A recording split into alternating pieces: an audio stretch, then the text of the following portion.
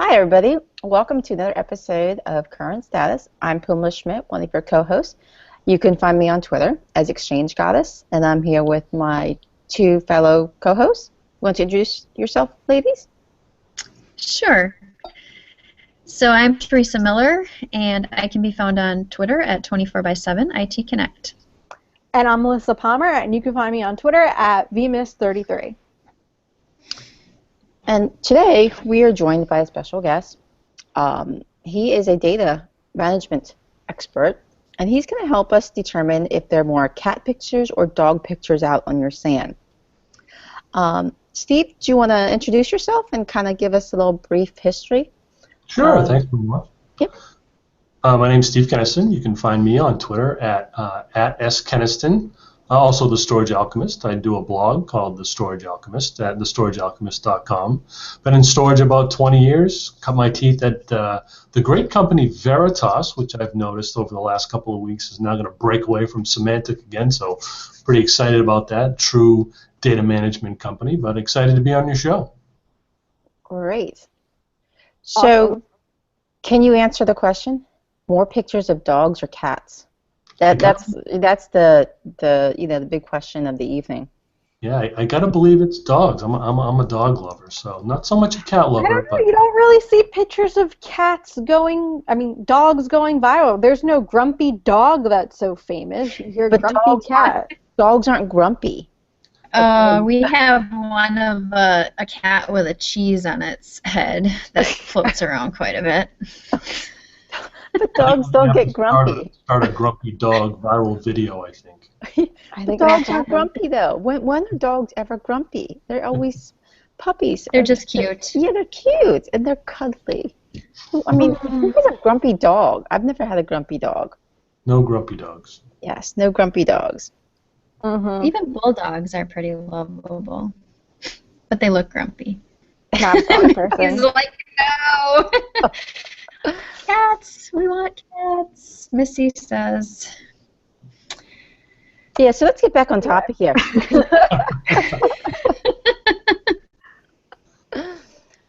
So now that we know that there are more pictures of your dogs out there, I guess, how can customers or users find this out? Because I know from managing storage in a global enterprise, I have no idea what's out there.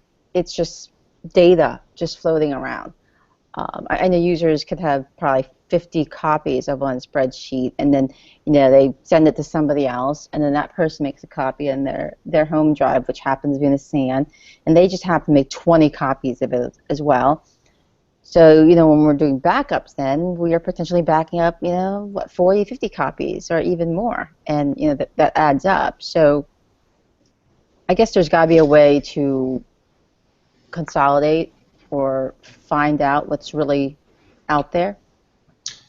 Yeah, I think you make a lot of good points, right? Especially you start talking about just the proliferation of data in general. You start emailing that data to all your friends. They all save it. Then it all gets backed up. You have these retention policies. It just creates copies after copies after copies. So I think the first thing, we've probably all lived through the notion of SRM, storage resource management, and technology kind of fell flat on its face. So, it was a nice to have, but not a need to have.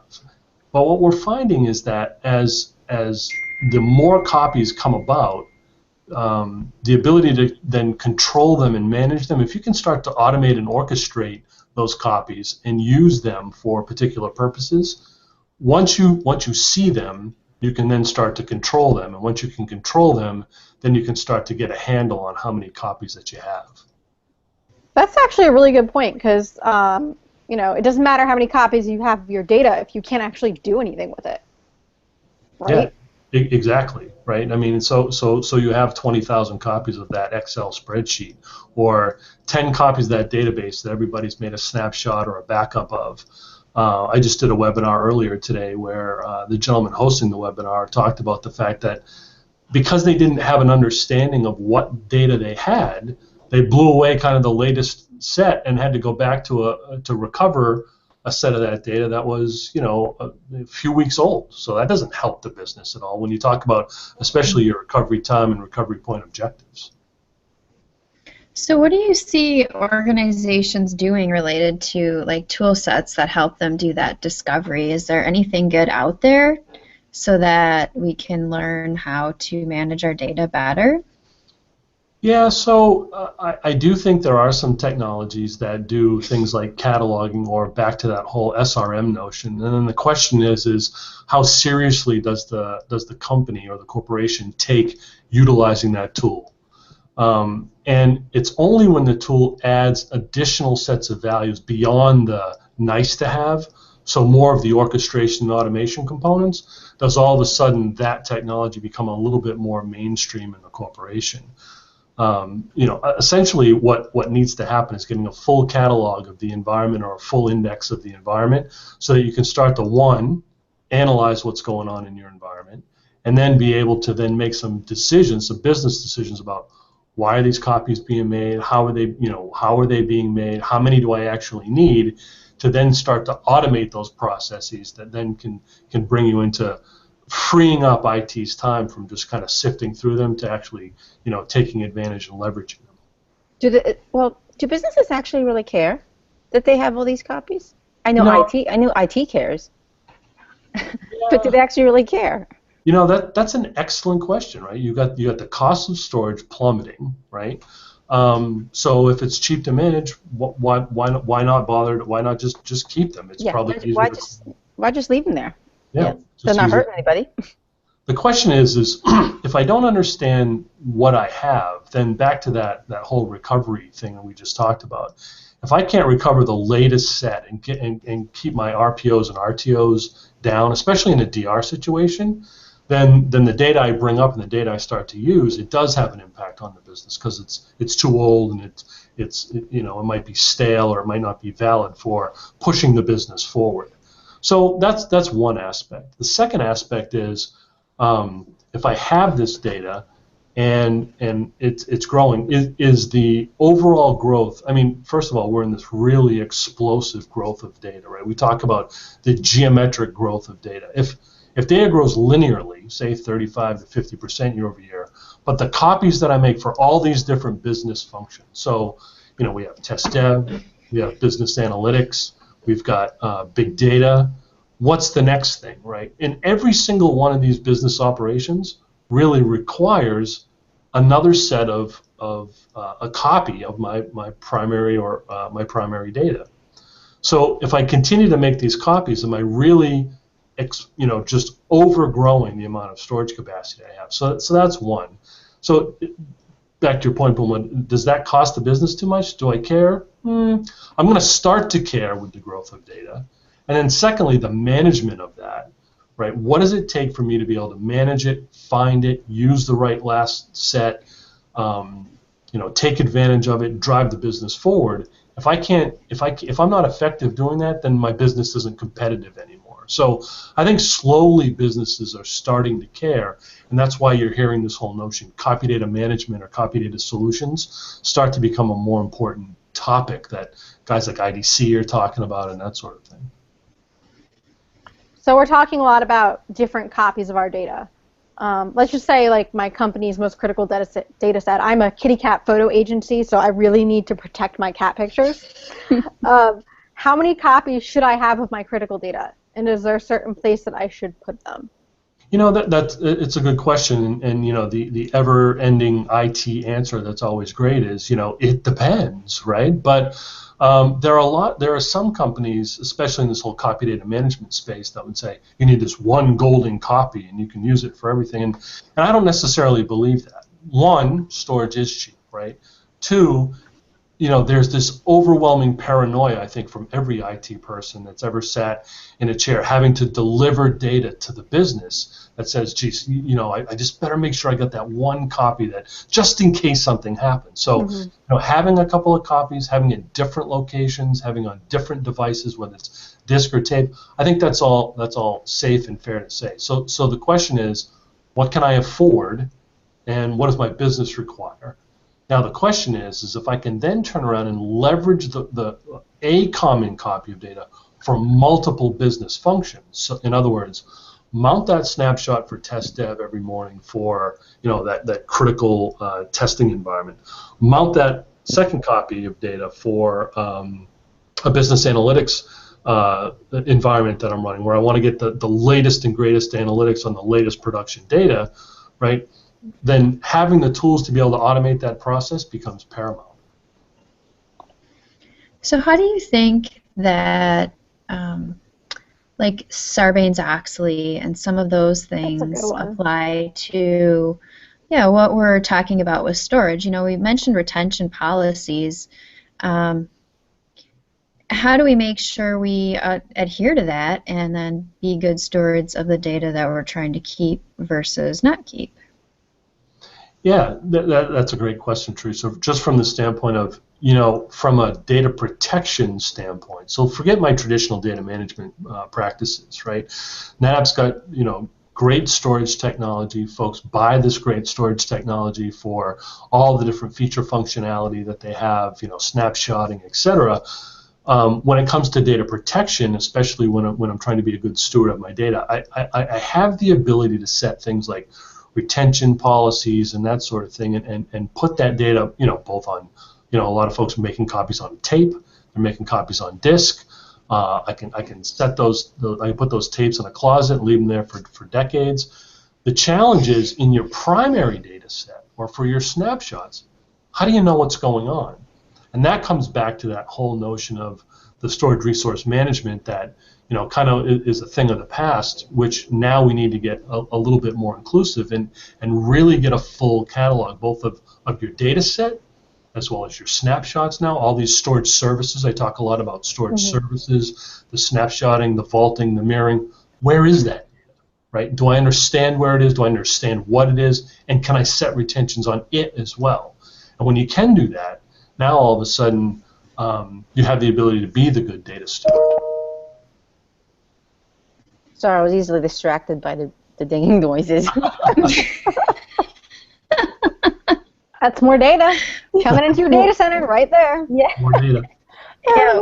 What's dinging? It actually it sounded like an oven. Oh, it's an email with a cat photo attached.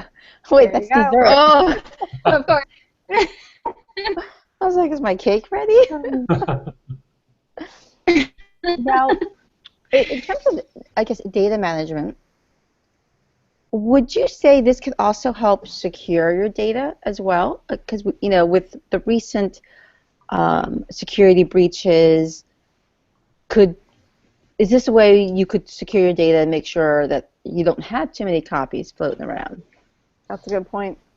Yeah, there is the notion of, if you understand what you have, that whole notion of data leakage, right, through a catalog. So what data is out there that you don't want to be out there? And then how can I take some sort of action for it? Can I delete it? Can I set a policy to migrate? Nobody ever deletes stuff, but can I migrate it to someplace where it's inaccessible, like maybe to tape for a long-term retention practice or something like that? So there is a notion of security that comes along with good, I like Teresa's message about good data stewardship.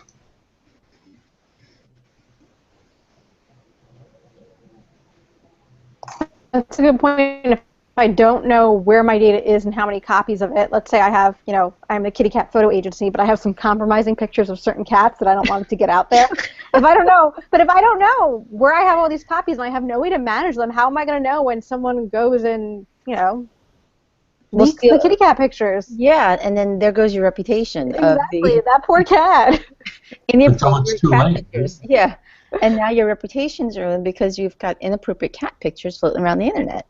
I mean, who wants that? That's why, a good catalog or a good index of all your data, both your primary data set as well as the snaps, because it is true, right? You look at any environment, whenever I buy a new storage technology, I buy it for the storage services that it offers me.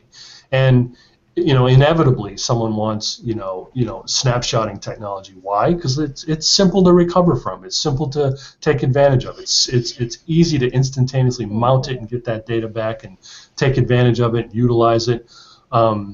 Now all of a sudden and it's so easy to create a snapshot. Now I've got snaps all over the place, and those cat pictures are all over. Now how do I know if someone even attacks it? Well, you don't want to know when it's too late, when those photos are out there on Twitter and you didn't want them to be, right? So getting a full index of not only your primary data set, but your snap copies and all of that is really important. Getting these indexes, is this something that is resource intensive to your underlying storage infrastructure? Yeah, so I guess it really depends on the different technologies, It depends. right? The same. Yeah. There Stop are saying that. It depends. there are indexing technologies that are obviously fairly resource intensive, but there are other newer technologies on the marketplace that actually take advantage of the API sets that are offered by the different storage vendors, right? So let's take the NetApp platform, and Melissa, I know you're a NetApp person. So when I talk about like the SnapDiff APIs, right? If I can easily index those APIs or look at that API and understand what NetApp's already done behind the scenes, and when I collect that information, now all of a sudden I have it. I don't have to be very resource intensive on the device. So the most important thing, I think, in looking at the different software technologies that actually look at doing the indexing, right? I mean, doing a full index of any file system is obviously resource intensive. As technology gets better, as CPUs get faster and that sort of thing, as memory grows bigger, right? Doing that doesn't seem to be as much of a burden on the storage system as in the past. But you still need to rely on the APIs of the storage system in order to feed you the best data.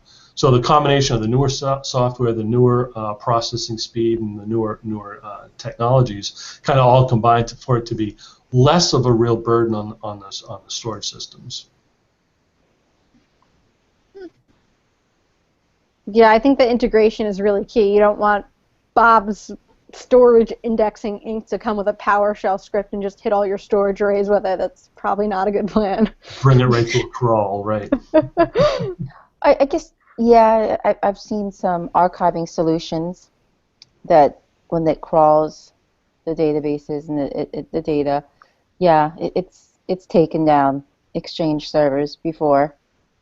Not that I've ever witnessed one. I've heard. No. I've seen it just collapse. and that's local storage too. That's not even the SAN. So yeah, and that's why I asked that question, because I think some businesses or IT admins may be afraid of cataloging their data because it is resource intensive. No, I think that's probably a big reason why the whole. I don't want to know. I think there's a big perception just from when all these storage systems were a lot slower years and years ago. That I tried it once 10 years ago and it was horrible. So forget it. I'm not ever doing it again. Yeah. Right. I'm never using SATA for Exchange ever. I did it once, and I'll never do it again. Yeah, I think the old phenomenon of the whole again, the storage resource management was, it was kind of cool. I tried it. It had a lot of those challenges, right? It didn't have good integration with the storage. It was crawling your file system. It was bringing it to its knees. Now all of a sudden, not only did it go from a nice to have, it's like, nah, it's a not have. Like I don't want it. So that's why I think some of the newer technologies that really incorporate more than just the cataloging capabilities, which really need to have good integration with the storage platforms, but also additional feature functions that like the automation and orchestration is really what's going to kick IT over the edge to say, okay, I'm willing to give this a shot again because it was so painful last time. I need to get more value out of it, and I think that's where the future's going. Automation and orchestration are software-defined everything. Software-defined everything. But doesn't that fall into the whole Skynet? Sorry, I had to bring Skynet up. Yes, Skynet. Well, you start automating everything. Skynet's here. It's coming for us. Yeah, it is. I mean, you get to the point of the lazy admin, where everything's just automated. Is it the lazy admin, or does that admin have more free time to do other things instead of doing silly admin stuff? See, that's I what like I Yeah, like the free time thing. I I could think search the there's internet more more. a little more party time. Oh, you know what? I There's could, more cake. yeah, I can More go, time for cake. I can go to the bakery shop more now. Yeah. I think that businesses need to be as competitive as possible. So I think what you're going to find more and more is that your IT admin is going to become more of a needs to become more of a technology expert. So what technologies are actually out there that they can leverage to actually drive value to the business that makes that business more competitive? So if I'm a bank, for example, the day I am sure that Citibank came out and you could take a photograph of a check and deposit that check, you know the guys at Bank of America were on the phone yelling at their developers, hey, we need that technology too in order for us to be competitive, right? So that's kind of the way I think of the admin or of the IT infrastructure. Like, how do I set up my infrastructure to be flexible and agile enough to support new capabilities that the business needs? I mean, how many of us, when you think about just the sheer notion of just backup in general, right? How long have we been saying tape is dead, backup is broken? Hmm. You know, Yeah. it's terrible, right? Why can't, I mean, it's a simple process. Make a copy, put it in a place, set a retention to it, and just be able to access it when you need it. Given today's technology, that's pretty simple, right? So I think enabling those types of things, I don't think it makes the admin lazy. I think it makes the admin more valuable to these other things for the business. I agree. It just shifts the responsibilities to other things that, like you said, can be more useful and beneficial. More cake. More cake. Okay, for the admins. Well, you know, I get more time to surf the internet and eat cake. Maybe we should start a new company where all the IT admins are also bakers and pastry chefs. Oh, So I'm installing ESX now, but then I automate the rest of my deployment, my infrastructure. I'm going to go bake some nice gluten-free treats or something. And then I'm going to take pictures of my cat. Exactly. I don't have a cat, but dogs. Totally So, dogs. So well, I think we're going to transition into, let's talk about what's been going on with this whole Anthem thing, this whole security breach. another terrifying data breach is what it comes down to. Yeah. 80 million affected customers. Isn't that scary? Like, that's, Very. and I actually, this is huge. It's not just a security breach. It's just, I don't know, there's just something, it's just so big. I mean, I could just see Anthem being financially impacted I for a actually long time. saw an article today that said they estimated the cost of this breach was going to cost them $100 million. It's a lot of money. That's a lot of money. Well, when we talk about all of these security breaches, I mean, it's been constant. I think almost every other week we're talking about security breaches. It really, I mean, it has me thinking, and I hope people who are watching the podcast too, you know, how vulnerable are organizations out there? What can we be doing differently to make sure the data is protected? This Anthem thing, that shouldn't have even happened. You know, it shouldn't have been possible. So how do we protect the companies that have our private data? Well, I guess, go ahead, Steve. I was just going to say, you know, what I don't understand is I actually have some colleagues out in the Valley who have built some really cool security technology. I'm just going to mention Blackridge technology, right? It's a technology that actually cloaks the data center. Now, it all sounds really neat and interesting, and of course, you need a little bit more sophistication as far as, you know, on your laptop or on your device. You need to have an agent, and the only way that the data center can see you or recognize you is that agent that lives out there is the only agent that can ping through into the data center to kind of see your banking information or your medical information or whatever it is. What I don't understand is, you know, and they're not super successful right now, right? But with all these, well, that's what I don't understand is with all these breaches that are going on, right? You would think I'd be willing to try anything that was new and unique to kind of give me that sense of security. Yet the people aren't banging down their door. Now, it can be any security company, right? Who are the security companies you hear about, right? You hear about McAfee and Symantec and that sort of thing. But who else is doing this type of cybersecurity, right? I mean, I'm sure there's some black ops stuff in the government or that sort of thing, but Well, that's not. honestly, these corporations should be hiring security firms to say, hey, try and breach me. Can you do it? And give me an assessment of what I need to fix to make sure this can't happen. Or are these companies not doing a good job? Because I mean, That's true too. I've worked for companies where we were required to do penetration testing, once a year, and I've been through these penetration testings, and it's like, oh, really? That's it? That's all you're gonna do? That's true too. It's kind of Okay. like DR testing, right? Yeah. You show up for the weekend, nothing works, and you go, oh, well, that didn't work. Okay, we failed it. Look, everybody. I think maybe it might go back to maybe a lot of these companies just aren't taking it as seriously as they should be. I'm going to kind of agree with you on that, Melissa. I've seen some companies where security is kind of on the back burner, like, oh, it can't happen to us, that because that's a low risk. I think some businesses may feel it's a lower risk than what they really think could happen, and then Anthem, Sony, Target, Home Depot. I wonder if it's like the data storage, the storage management. Like, why manage it? Storage is so cheap. Well, what are the odds of it happening to me? And if it does, what's $100 million to Sony? Who knows? I mean, I'm sure they're taking it more seriously now, but that's true. What were they thinking 6 months ago? Probably not very much. But now, like you said, most of it, from a dollar sign, it's not that much for Sony, but reputation-wise, I think their reputation got hurt more. Big deal. That's a big price. And you can't really put a dollar sign on that. You can't say, oh, a damage No. in my reputation will cost us whatever. And maybe that's something companies are overlooking. Maybe people are just getting so caught up in their financials. They're not accounting for this kind of stuff. They're not saying, well, okay, it'll cost me $100 million to protect all these people whose data was breached, but what will people think of my company? Will my company even exist after this? The reputation for Anthem right now is you got a shitty IT department and a shitty security department. Mm-hmm. That's what I'm thinking, but probably not. They probably have great people that work there. It's just, just the lack of importance, possibly. Well, I think too, you think an organization, organizations do take some of this stuff seriously too, but some of it takes time to implement. Mm-hmm. Some of it, I think that hacking is more sophisticated than it used to be.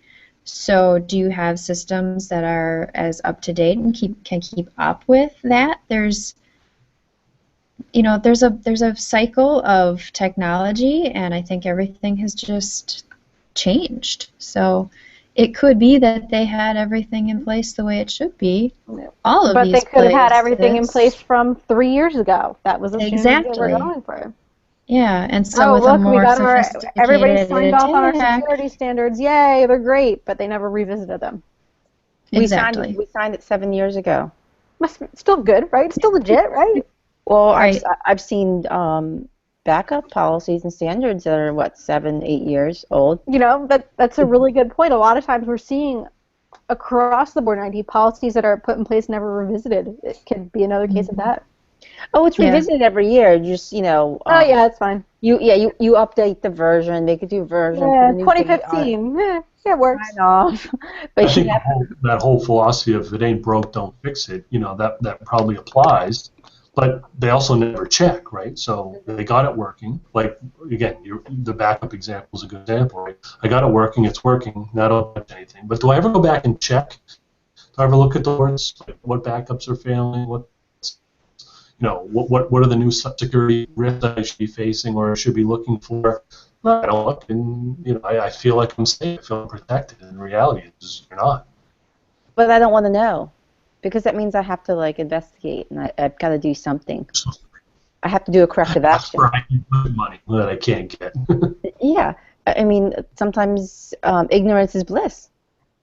I trust me, I've heard that too. Well, why would we want to check that? Because if there's a problem, then we're gonna have to fix it, and we have no money in the budget. So it's working. Let's just keep going. Because it's a low risk right now. And then you become on the front page of the newspaper. Exactly. Target. Right now, I have to say, I literally went to Home Depot once in the last 5 years, and it was from that time period where the data was breached and I had to get a new credit card and all this other stuff. I'm like, are you serious? And isn't Oh that my a pain in the gosh. ass? You're Yeah, going through the toll, you're going Yes. through the toll booth, and the thing's lighting up red, right, saying you can't go through. And you're like, what the hell's going on? You know, your Easy Pass doesn't, you know, it isn't because your credit card was tied to that. So you got to go change everything. Yep. What a pain in the ass. Yeah. I had my corporate card compromised last year on my birthday. I got a phone call from Citibank telling me that asking me if I was in Brazil, and I'm like, no, I'm sitting here in Pennsylvania. Yeah, your card was just used in Brazil. I'm like, my corporate card. Oh, well, it's nice of them to invite me to Brazil, but I just On your birthday. happened. Yeah, on my birthday too. I'm like, great. Yeah, Yeah. so my card was compromised, and that was from the Target. You're just kind of like, thanks a lot, guys. At least you could have invited me. You know, that would have been nice. We had a great time in Brazil at the jewelry shop and the hotel. Nice. Yeah, at least I didn't even You get know, anything. yeah. I do think credit card companies do a pretty good job, though, of detecting when that kind of thing has Yeah, happened. I they mean, even do. the smallest little thing, they'll change your card. So I that's do, come a long way. yeah, I give props to these credit card companies. I think they're getting a lot of backlash from this too. Yeah. You could definitely see they're being more proactive about it Hmm. because they're getting hit. I think they're also losing money as well. But I think businesses have to put security in the front lines versus placing it in the back burner. Like, well, you know, the risk is low. How important is it? Well, you know, are you going to risk your reputation and $100 million? Personally, I wouldn't, but I'm not a CEO of a company, so I don't make those decisions. Prior to the job here that I have at Catalogic, I was working for IBM, and when we launched the IBM Flash product, the head of Citigroup came out and talked a little bit about, he was the CTO of Citigroup talked about the fact that, you know, by doing analytics on flash storage, they can catch those transactions that are fraudulent, and they actually have a whole bunch of big data algorithms. So I think the guy was saying if you buy milk, sunglasses, and gasoline, that is a red flag instantly that says that's a fraudulent set of purchases. Now, I don't know where or how they got that, but this was his philosophy. And he said, you know, with flash storage, they could catch those transactions so quick and let you know what's going on Wow. instantly. It's pretty cool.